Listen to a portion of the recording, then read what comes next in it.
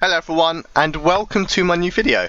Now, this is going to be mostly aimed towards those Ironmen out there, so if you do have access to Daroks, then, well, you can still use this method, but it's going to be for those who don't have Daroks. I would also just quickly throw out there that normal accounts can use this as well. Don't feel like all because it's for Ironman, you can't use it. Anyone can use Ironman guides. Now, I would suggest getting Void Melee though for this method, because it does improve your points per hour a considerable amount. But if you don't have that, then well, just put whatever you have on, because it honestly makes no difference to what you have. I wouldn't suggest wearing barrows if you do not want to repair it, because it's just extra cost really.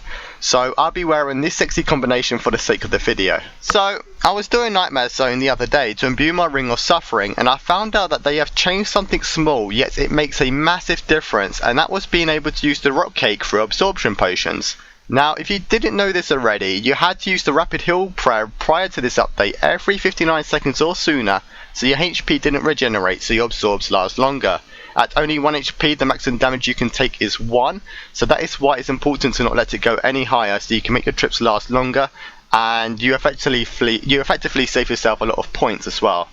There was also an issue as well where you had some monsters that drained your prayer, so you had to either leave Nightmare Zone and repay to get back in, and trust me, that cost a lot, or you just had to take prayer potions to continue using Rapid Heal, making the method more expensive, as well as longer for the Ironman, because we actually had to get hold of the prayer potions in the first place.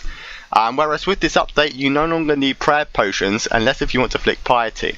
So the first thing you do is you set up the customized hard rumble, and I definitely suggest turning these bosses off, as they do make little to no difference on the points you gain per kill, as the points are based on how many monsters are in there, as well as your quest points. Now, most of the monsters I've disabled are ones that either lower your stats, require specific items to kill, have multiple forms to defeat before getting the points, or they are just simply goddamn annoying by knocking you all over the room and stuff. Yeah, you do not want to deal with those. I've also put in the description below of all the monsters I have turned off, so you can copy it for yourself. Unfortunately though, you will be needing to keep Desert Treasure and Recipe for Disaster bosses enabled if you want to get the full amount of points from the Dream Mentor bosses, with the inadequacy giving you up to 74k points per kill. However, if you haven't done those quests, this is still the fastest method for you to get hold of points without having any of those done, just it'll be a lot slower.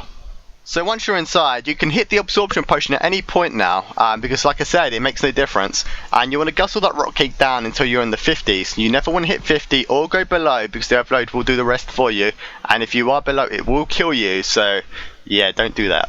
And as I said, I'm just proving to you that the absorption does not get reduced by using the rock cake. Then you also want to reguzzle the rock cake until you're at 1 HP once your overload's finished dealing damage to you, and you want to keep guzzling the cake down throughout the whole of the trip to keep yourself at 1 HP as often as possible. So yeah, I thought I'd just throw that out there in case people didn't think you have to do anything. You do, you have to just guzzle the cake whenever your HP goes to 2. So while you still have access to your prayers, I would definitely suggest flicking the piety prayer if you have it available, as it does increase your points per hour just a tiny bit at the start of every trip that you do. And another little tip as well is that if you have prayer points to use, pray magic when either Camille or Caramel are up, as this makes them teleport closer to you, and it just makes them a lot easier to kill, as they can farcast you from quite far away, and you only run like 1 to 3 spaces before you actually reach them when your prayer is gone, so make use out of it if you still have some available.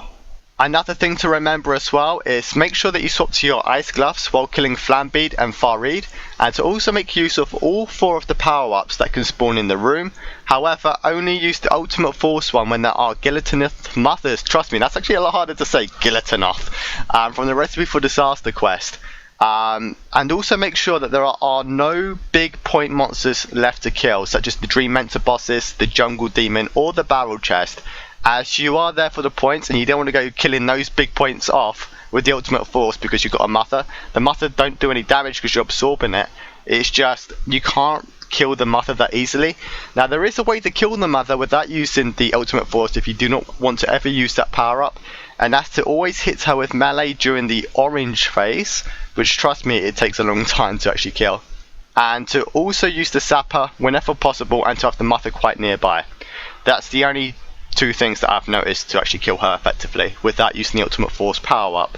Now, As far as points are concerned, it varies for everyone as it does depend on your stats, what quest you've done, your quest points and the RNG luck if you get many inadequacies or none at all. But I can tell you that on average with my stats and obviously having all the quests done, wherein this gear that you see me wearing in this video gives me roughly 900k to 1.1 million points per hour using no money at all. It is completely free. And you get the free points really. I'll tell a lie, you do have to spend 16k to enter. That's all it does cost. Now if you actually had Void gives me between 1.2 to 1.3 mil points per hour, and Dharok brings in over 1.5 mil. So if you do have Dharok, definitely use that over this other stuff. But I would honestly go with the Void one if you have access to Void. Now, I think I've pretty much covered everything, so if you have any questions or if I've missed anything out, please ask in the comments below and I'll reply to you as soon as possible. If this video has helped you out, please hit the vid with a thumbs up. I've tried to exclude most of the common knowledge from Nightmare Zone at this video, so I hope that I didn't bore you guys too much. Anyways, thank you so much for watching and take it easy.